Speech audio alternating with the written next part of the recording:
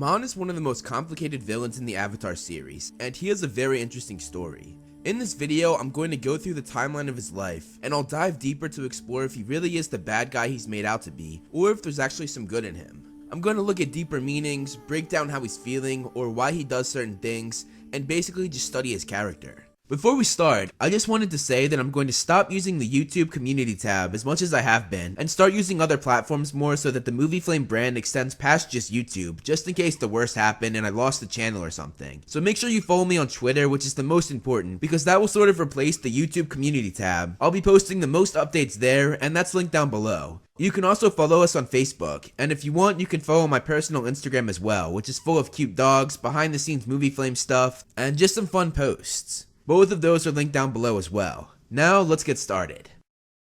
Before the villain of Season 1 adopted the name Amon, his name was Noatak. He was born in the Northern Water Tribe to a runaway criminal named Yakone. Noatak grew up as the older brother to Tarlok, who was 3 years younger than him, and they were very close. While their father was an escaped criminal, their mother was the complete opposite, being described as a warm and caring woman. Early on, Noatak took after his mother more than his father. He always looked out for those close to him, especially his younger brother, and Tarlok would later go on to say that Noatak was a good-natured kid.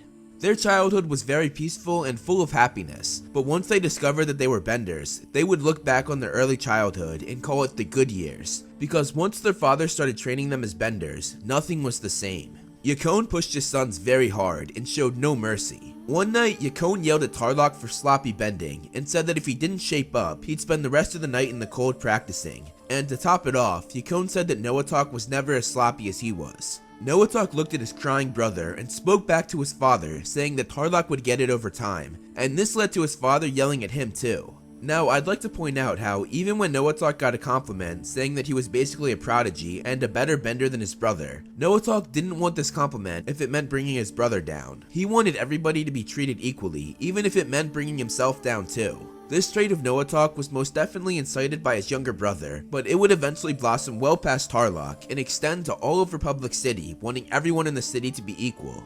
When Yakone took Noatak and Tarlok on a hunting trip, he told them about his real past as a dangerous bloodbending criminal, how he was the only person in history that could bloodbend not just at the full moon, but anytime he wanted, and he told them how the Avatar had removed his bending because of this. Yakone then told Noatak and Tarlok that he would train them to become the best bloodbenders in the world, and that their purpose in life was to avenge him, destroy the Avatar, and take over Republic City, the city that wronged Yakone.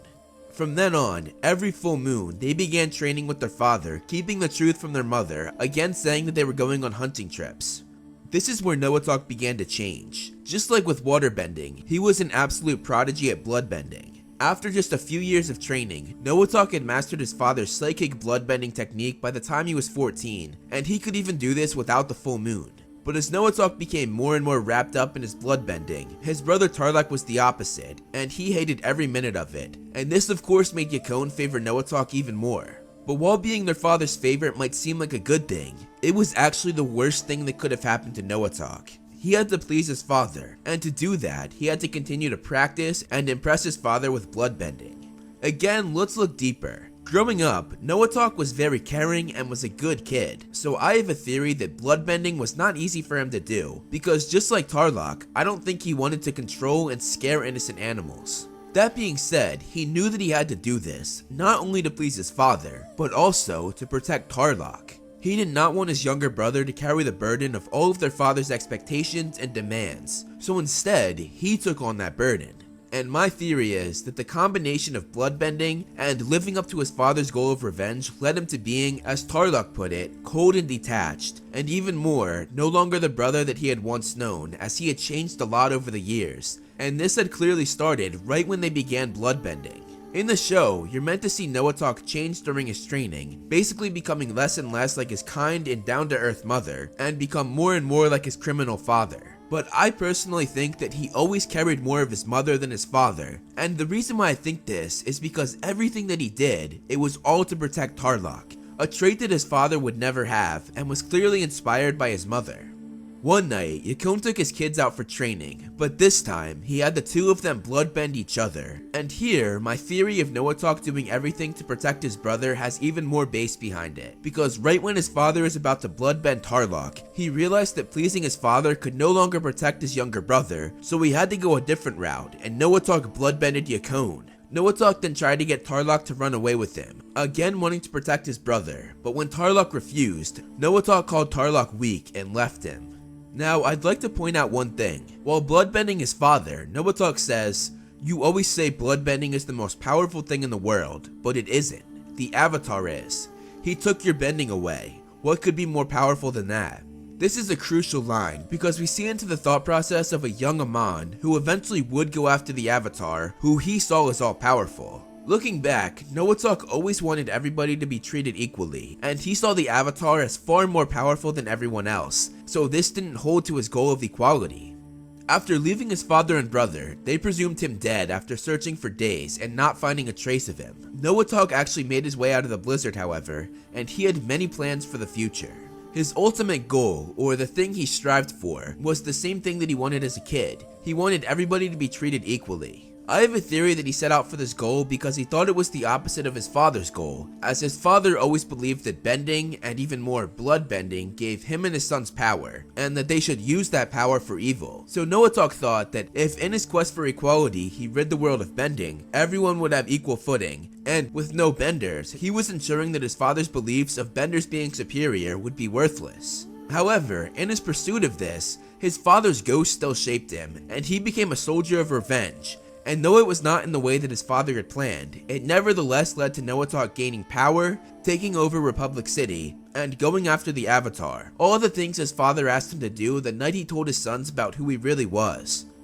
To find equality, Amon first used his bloodbending ability to rid benders of their bending, something that only the Avatar had the power to do before this. Looking back at the line that I went over before, where Noatak said that the Avatar was the most powerful person in the world, Noatak believing this might be the reason why he set out to have the same power as the Avatar, and I think he did it for two reasons. One, to be able to have equal footing with the Avatar, who he felt he had to stop because they were too powerful, and now with the same power that they had, he could literally rid the Avatar of their bending, making them mortal like everyone else. The second reason why he probably learned this ability was simply because Noatak would feel good having the very power that took his father down all those years ago, a fitting and comforting thing to have. Noatak assumed the name Amon, wore a mask to hide his face, and he went after his own kind, benders. He told the world that he wasn't a bender and that his family had been killed by a firebender, and in the process, his face was horribly scarred, the reason why he wears a mask. And he topped it all off saying that the spirits had granted him the power to take a person's bending away permanently. He spread the word about equality all over Republic City, hired an army of non-benders known as Equalists, and he worked with Hiroshi Sato to get his army weapons that could take benders down. He also had his army learn to chi block, a way of temporarily taking a person's bending away. Over time, Amon got more and more followers for the revolution, and he had a good portion of the city, mostly those that were non-benders, join his cause and help spread the word. However, he and the Equalists were forced to hide in the shadows for many years, not having enough strength to reveal themselves yet. After Avatar Korra announced that she was moving to Republic City, however, Amon told his second in command, the lieutenant, that they would have to accelerate their plans and come out of the shadows sooner than they thought. They did this by having an Equalist assembly, and Amon demonstrated his power of taking a person's bending away to a huge crowd, taking it from criminals who used their bending for crime. It was here that Amon witnessed the Avatar for the first time, but he let her go, seeing as she was the perfect messenger to tell the city of his power. This right here, wanting Korra to tell the city of his power, shows how deluded Amon's original plan had become. He had started off wanting everyone to be equal, but the ghost of his father had driven him to do the complete opposite, as he gave himself more power than anybody. Amon was very good at what he was doing, and he was able to turn himself being declared as public enemy number 1 into a rallying point, going on the radio and saying that this announcement was proof of the Bender's oppressive nature. When Tarlok, who was one of the higher-ups in the city, teamed up with Korra, Amon sat back and watched his brother, and though Tarlok raided one of his Equalist training facilities, Amon was not worried in the slightest about him or the Avatar. Later on, Avatar Korra challenged Amon to a midnight duel, and Amon showed up with an army. He had them hold Korra as he stood over her, and he acted as though he was going to take her bending, but he decided not to, saying that the showdown was premature. He knew that if he took her bending away right now, she would be a martyr that benders all over the world would rally behind, so he chose just to leave her there unharmed after he knocked her out. He had done as he had planned, however. He made Korra scarred and broken, leaving her terrified of him. Looking deeper, this again shows that his father's ghost is shining through him. He's using intimidation, threats, and violence to get what he wants, but at the same time, it's easy to see his mother shining through him as well, because he's doing all of this for equality for all, a noble goal that makes a lot of sense, especially to non-benders who have been looked down upon, have been taken advantage of, and have been scared by benders for years and years, dating all the way back to Aang's time. So far, Amon has taken a few criminals bending away, something that will probably benefit the city in the long run. He's gone after the Avatar after being publicly called out, so he had little choice but to go, but he did nothing but knock Korra out and let her go. So far, there aren't many red flags that say what he's doing is bad. In fact, he referred to himself as the solution, which he is to many people, again mostly non-benders. This all changed, however, when he attacked during the Pro Bending Championship. The night before, he had demanded that they end the hero worship of bending athletes and shut down the pro bending arena and cancel the tournament, otherwise there would be severe consequences. When they did not listen, he entered the arena with his army who went after the crowd while he went after the athletes. He took the bending champions down with ease and took their bending away, saying that the so-called best benders were weak, pathetic, and that they cheated to win. As he released his flags in the crowd, he gave a speech saying that if any other benders got in his way, they would meet the same fate as the pro bending champions. He then said to his followers that they finally got the numbers and the strength to create a new Republic city, and he finished saying that the revolution had begun. As he escaped, he was almost met by Avatar Korra and the police force, but he was hardly worried as he made his getaway.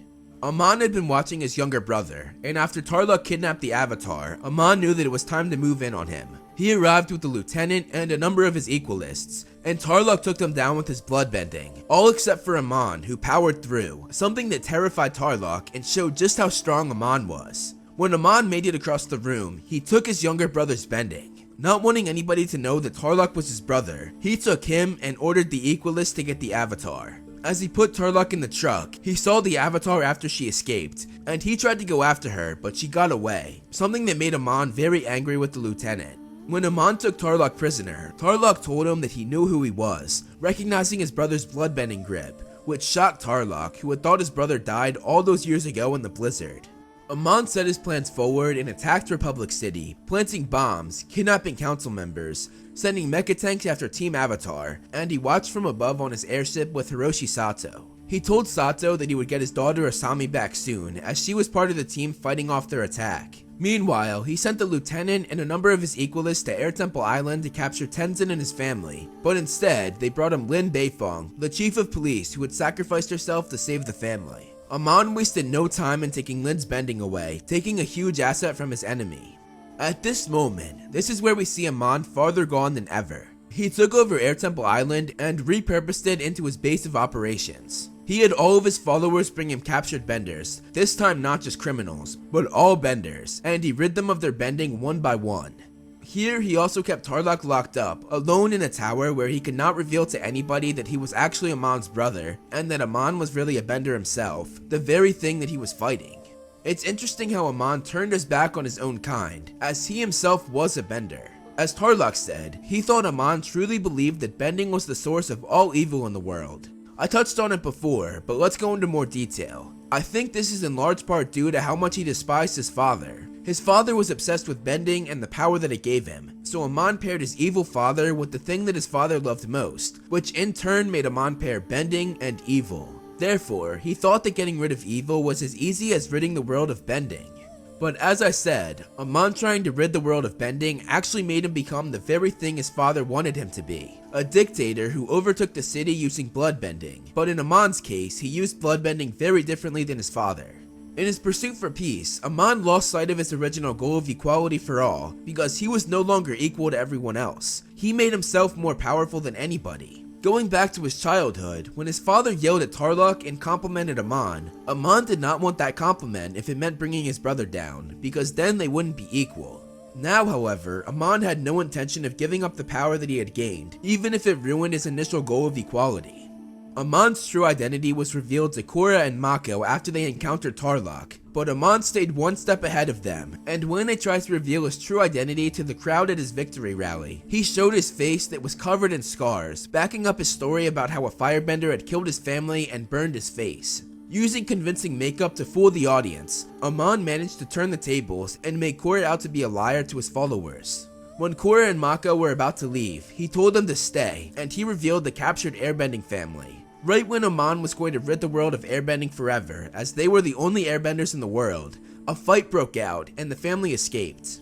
Now just facing Korra and Mako, he could freely use his bloodbending, and he took Korra's bending from her. This is quite fitting, because Korra's past life had taken Amon's father's bending away, and now he took the bending from the Avatar's next life, basically getting revenge for his father, even though this was the last thing he wanted to do. But again, this just shows how much the ghost of his father still shapes him.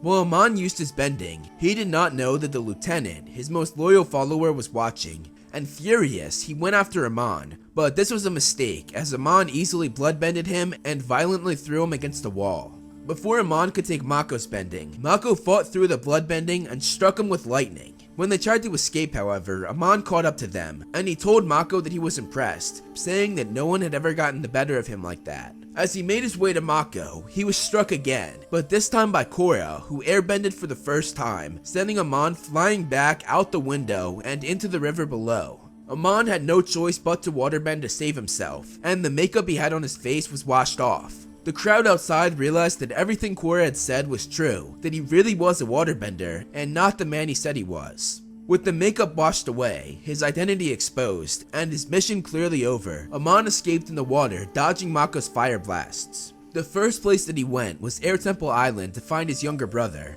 and he told Tarlok that it was over, and that he was sorry for what he had to do to him. Tarlok responded, saying that their father set them on this path, but luckily, fate made them collide. Tarlok then said that he should have left with him when they were boys, and Amon responded saying to leave with him now, as they now had a second chance, and they could start over together. When Tarlok did not answer, Amon begged his brother, saying that he was all he had left in the world.